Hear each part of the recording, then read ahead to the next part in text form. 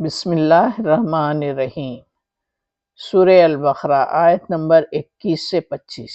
یا ایھا الناس اعبدوا ربکم الذی خلقکم والذین من قبلکم لعلکم تتقون۔ لوگو بندگی اختیار کرو اپنے رب کی، اس رب کی جو تمہارا اور تم سے پہلے لوگ جو گزرے ہیں ان سب کا خالق ہے۔ تمہارے بچنے کی توقع اسی صورت سے ہو سکتی ہے۔ اللہ تعالیٰ فرما رہے ہیں کہ میرے بندو اپنے رب کی بڑائی کو تسلیم کرو، بندگی اختیار کرو، یعنی اس کی عبادت کرو۔ جو ہمارا بھی رب ہے، جو ہم سے پہلے گزرے ہیں ان سب کا بھی رب ہے، اور اللہ کے عذاب سے بچنے کی امید صرف اسی صورت میں ہو سکتی ہے جبکہ ہم اس کے حکم کو مانیں۔ تتقون الذی جعل لکم الارض فراشا والسماء بناء وانزل من السماء ماء فاخرج به من الثمرات رزقا لکم فلا تجعلوا للہ اندادا وانتم تعلمون۔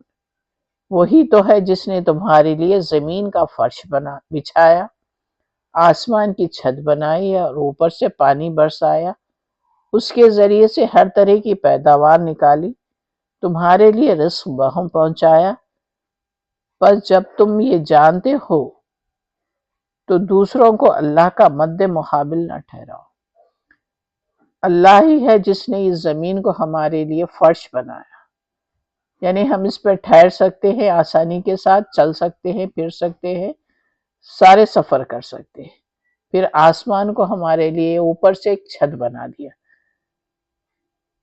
دونوں طرف سے ہم کو محفوظ کر دیا۔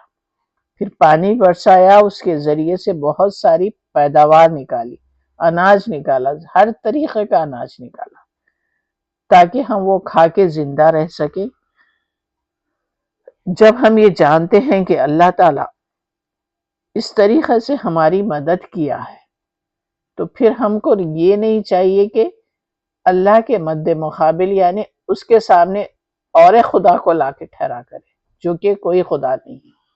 اللہ کے علاوہ دنیا میں کوئی خدا نہیں، صرف اللہ ہی ہے جو خدا ہے، سب سے بڑا وہی ہے، سب سے بڑا خالق وہی ہے، وہی دنیا کو بنانے والا ہے، وہی دنیا کو ختم کرنے والا ہے۔ وَإِن كُنتُم فِي رَيْبٍ مِّمَّا نَزَّلْنَا عَلَىٰ عَبْدِنَا فَأْتُوا بِسُورَةٍ مِّن مِّثْلِهِ وَادْعُوا شُهَدَاءَكُم مِّن دُونِ اللَّهِ إِن كُنتُم صَادِقِينَ۔ اور اگر تمہیں اس امر میں شک ہے کہ یہ کتاب جو ہم نے اپنے بندے پر اتاری ہے یہ ہماری ہے یا نہیں، تو اس کی مانند ایک ہی صورت بنا لاؤ اور اپنے سارے ہم نواؤں کو بلا لو، ایک اللہ کو چھوڑ کر باقی جس کو چاہو مدد لے لو اگر تم سچے ہو۔ اللہ تعالیٰ وارننگ دے رہے ہیں یہاں پہ۔ رسول اللہ صلی اللہ علیہ وسلم پر اس قرآن کا نزول ہوا ہے، ساری آیتیں اللہ تعالیٰ کی ہی اتاری ہوئی ہے۔ رسول اللہ نے جو کچھ بھی ہم سے فرمایا ہے یہ اللہ کے حکم سے، اللہ کے نازل کرنے کے بعد ہی فرمایا ہے۔ اگر ہم کو اس میں شک ہے یہ آیتیں اللہ کی ہے یا نہیں، تو یہ شک کو دور کرنے کے لیے جتنے بھی لوگ یعنی سوچتے ہیں کہ اللہ کے علاوہ کوئی اور اللہ ہے، کوئی اور خدا ہے، کوئی اور بھگوان ہے، تو اللہ تعالیٰ وارننگ دے رہے کہ ان کو بلا لو، ان کو سامنے ٹھہرا کر لو، جس کو چاہتے ہیں، جس سے مدد لینا چاہتے ہو لے لو اگر تم سچے ہو۔ ہم سچے کس طریقے سے ہوں گے؟ ہمارے ہاتھ میں کچھ نہیں، ہم تو ایک چھوٹے سے بندے ہیں اللہ کے، ہم اللہ پہ الزام نہیں لگا سکتے، اللہ پہ بہتان نہیں لگا سکتے، اللہ تعالیٰ اس کی اجازت ہی نہیں دی ہے۔ ہم کو ماننا ہے، صرف اور صرف اللہ کو ماننا ہے۔ فَإِن لَّمْ تَفْعَلُوا فَاتَّقُوا النَّارَ الَّتِي وَقُودُهَا النَّاسُ وَالْحِجَارَةُ أُعِدَّتْ لِلْكَافِرِينَ۔ تو یہ کام کر کے دکھاؤ، اللہ تعالیٰ پھر وارننگ دے رہے ہیں کہ یہ کام کر کے دکھاؤ کہ میرے سامنے دوسروں کو بھی لا کے ٹھہرا کر دو۔ لیکن اگر تم نے ایسا نہ کیا، اور یقیناً کبھی نہیں کر سکتے، ایسا کبھی بھی انسان نہیں کر سکتا، تو ڈرو اس آگ سے جس کا ایندھن بنیں گے انسان اور پتھر جو مہیا کی گئی ہیں منکرین حق کے لیے۔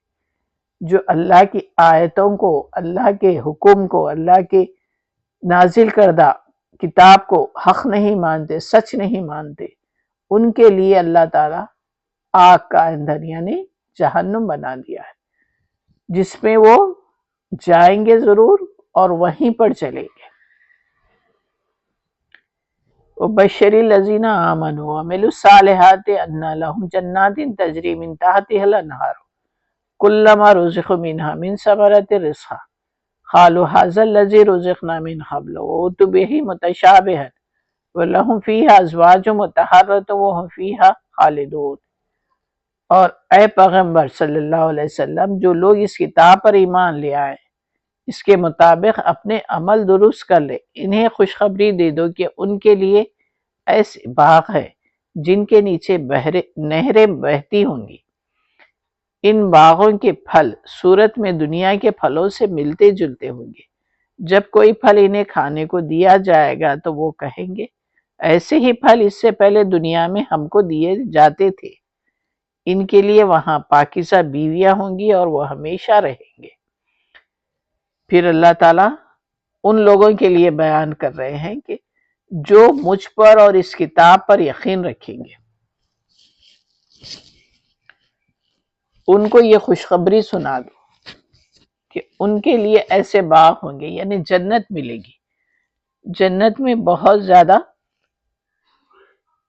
چیزیں ایسی ہوں گی جس کو دیکھ کر یہ بہت زیادہ خوش ہو جائیں گے۔ نہریں ہوں گی، وہاں پہ باغ ہوں گے، باغوں میں پھل ہوں گے، وہ پھل ایسے ہوں گے جیسے پھل یہ دنیا میں کھا کے گئے ہیں، اسی ٹائپ کے پھل وہاں پر بھی ملیں گے، وہاں پر اس سے اچھے ملیں گے۔ یہ ہے کہ اللہ تعالیٰ کے پاس تو بہت کچھ اچھی چیزیں ہیں جو یہ دنیا میں ہم کو دیکھنے میں آتی نہیں ہے، یعنی یہی شکل صورت میں وہاں پر زیادہ مزے کے ملے گے۔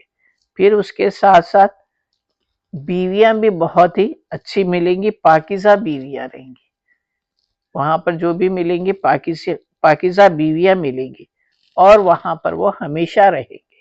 حدیث سود، ربا، انٹرسٹ کے متعلق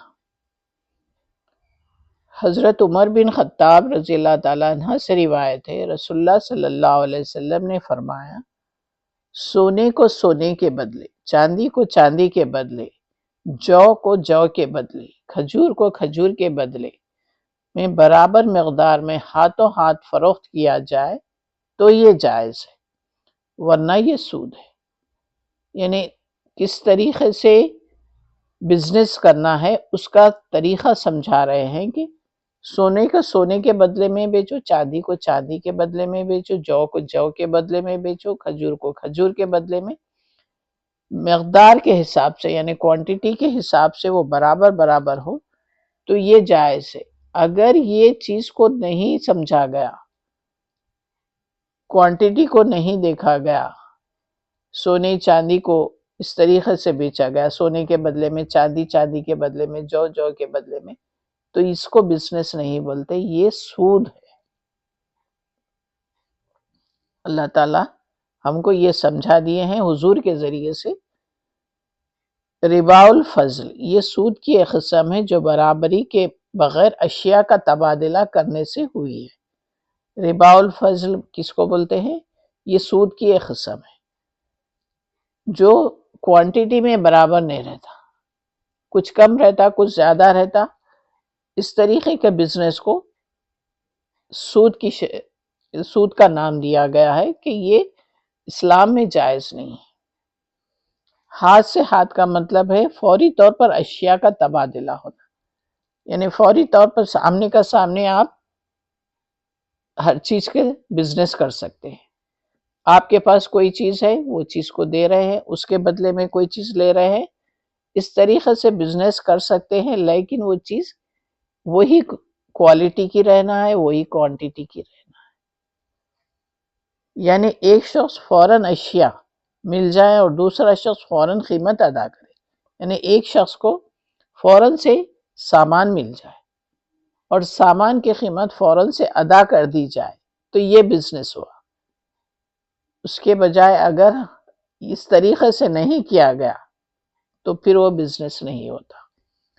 متعلقہ اشیاء کا تبادلہ صرف برابر مقدار میں ہاتھوں ہاتھ ہو سکتا ہے۔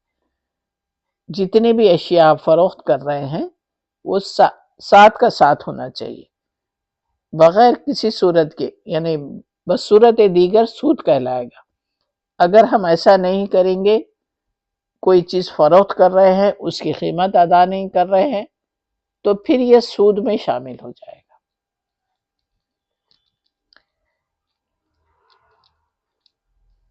رسول اللہ صلی اللہ علیہ وسلم نے فرمایا، سود صرف ادھار کی صورت میں ہوتا ہے۔ کسی سے آپ ادھار مال لے رہے ہیں تو وہ ادھار مال میں وہ قیمت زیادہ کر کے دے گا، کم کر کے نہیں دے گا بلکہ زیادہ کر کے دے گا۔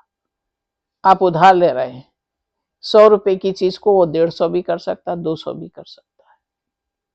اگر جب کا جب آپ پیسہ دے کے لے رہے ہیں تو وہاں پر تجارت برابر ہوتی ہے، وہ سود میں شامل نہیں ہوتا۔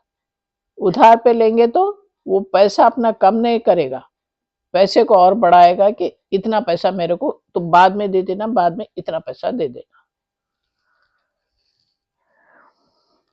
سورہ بقرہ کی آیت نمبر 275 میں اللہ تعالیٰ فرماتے ہیں، مگر جو لوگ سود کھاتے ہیں ان کا حال اس شخص کا سا ہو جاتا ہے جو شیطان نے چھو کر باولا کر دیا ہے۔ یعنی سود کھانے والوں کی حالت ایسی ہو جاتی ہے کہ جس سے شیطان چھو لے اور وہ اس کو بالکل پاگل کر دے، باولا کر دے، یعنی دماغ سے بالکل اس کو کمزور کر دے۔ اور اس حالت میں ان کے مبتلا ہونے کی وجہ یہ ہے کہ وہ کہتے ہیں تجارت بھی تو آخر سود ہی جیسی چیز ہے، تجارت کو بھی وہ سود کی صورت میں اختیار کرتے ہیں۔ سود الگ چیز ہے، تجارت الگ چیز ہے۔ سود میں قیمتوں کو زیادہ کر دیا جاتا ہے اور تجارت میں جو بازار کا معمول ہے اس کے مطابق لیا جاتا ہے۔ حالانکہ اللہ تعالیٰ نے تجارت کو حلال کیا ہے اور سود کو حرام، لہٰذا جس شخص کو اس کے رب کی طرف سے یہ نصیحت پہنچے وہ آئندہ کے لیے وہ سود خوری سے باز آ جائے۔ اللہ کی طرف سے اگر ہم کو یہ نصیحت مل رہی ہے، ہم سمجھ رہے ہیں کہ سود کیا ہوتا ہے، تجارت کیا ہوتی ہے، تو ہم کو اللہ کے حکم کو مان کر تجارت کرنا چاہیے، سودی کاروبار نہیں کرنا چاہیے۔ تو جو کچھ پہلے انسان کھا چکا ہے اس کا معاملہ اللہ کے حوالے، یعنی یہ آیت کے نازل ہونے سے پہلے اگر انسان سودی کاروبار کر لیا ہے تو اس کا فیصلہ اللہ کرنے والا ہے۔ وہ کیا دے گا، کیا نہیں دے گا، سزا دے گا، اجر دے گا، وہ اللہ ہی جانے، ہم نہیں جانتے۔ اور جو اس کے بعد اس کے حکم کے بعد پھر اسی حرکت کا اعادہ کرے تو وہ جہنمی ہوگا، جہاں وہ ہمیشہ رہے گا۔ اللہ کا یہ حکم آ جانے کے بعد کہ تجارت جائز ہے، سود حرام ہے، یہ حکم سن لینے کے بعد اگر پھر سودی کاروبار کریں گے تو ان کا ٹھکانہ جہنم رہے گا، جہاں پر وہ ہمیشہ ہمیشہ رہیں گے۔ اللہ سود کا مٹ مار دیتا ہے اور صدقات کو نشو نما دیتا ہے۔ سود اگر آپ لینا شروع کریں گے تو آپ کو کوئی فائدہ نہیں پہنچے گا، آپ ہی کا نقصان آپ اپنے ہاتھوں سے اٹھائیں گے۔ دنیا میں آپ کو سمجھ میں نہیں آئے گی یہ بات، آخرت میں تو سمجھ میں آ جائے گی نا۔ وہاں جانے کے بعد کس کا حکم چلے گا؟ اللہ کے حکم کے آگے تو کوئی اور حکم نہیں چل سکتا۔ اور صدقات کو نشو نما دیتا ہے، یعنی اگر ہم کسی کے لیے کسی کی مدد کریں، کسی کی مصیبت میں کام آئے، یہ صدقات میں شمار ہوتا ہے۔ اللہ تعالیٰ اس کو نشو نما دیتا ہے نا، اس میں بہت زیادہ اضافہ کرتے جاتا ہے، ہماری نیکیوں میں اضافہ ہوتا ہے۔ وہ نیکیوں کا بدلہ کیا ملے گا؟ جنت ملے گی۔ یہ بات کو ہم کو دماغ میں رکھنا چاہیے۔ اللہ کسی ناشکر بدعمل انسان کو پسند نہیں کرتا۔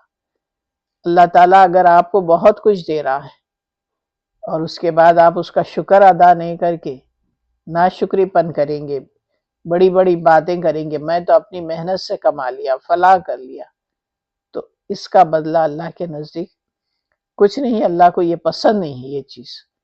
ہم کو جو کچھ بھی مل رہا ہے وہ اللہ کی طرف سے مل رہا ہے، نہیں مل رہا ہے تو یہ اللہ کی کوئی مصلحت ہے. اللہ سے کوئی شکایت نہیں، کبھی کوئی شکایت نہیں کسی بات کی. سورہ بقرہ کی 281ویں آیت. اس دن کی رسوائی اور مصیبت سے بچو جبکہ تم اللہ کی طرف واپس ہوگے. اللہ تعالیٰ فرما رہے جب میرے پاس آ جائیں گے تو وہاں پر تم کو رسوائی بھی یعنی بے عزتی بھی ہوگی، مصیبت بھی آئے گی. جب ہم اللہ کی طرف لوٹ کر جائیں گے وہاں ہر شخص کو اس کی کمائی ہوئی نیکی یا بدی کا پورا پورا بدلہ دیا جائے گا. جو کچھ بھی دنیا میں کما کے جا رہا ہے وہ اس کا پورا پورا بدلہ اس کو وہاں پر ملے گا، اور کسی پر ہرگز ظلم نہ ہوگا. اللہ تعالیٰ کسی بندے پر ظلم نہیں کریں گے. جو عمل کر کے آیا ہے،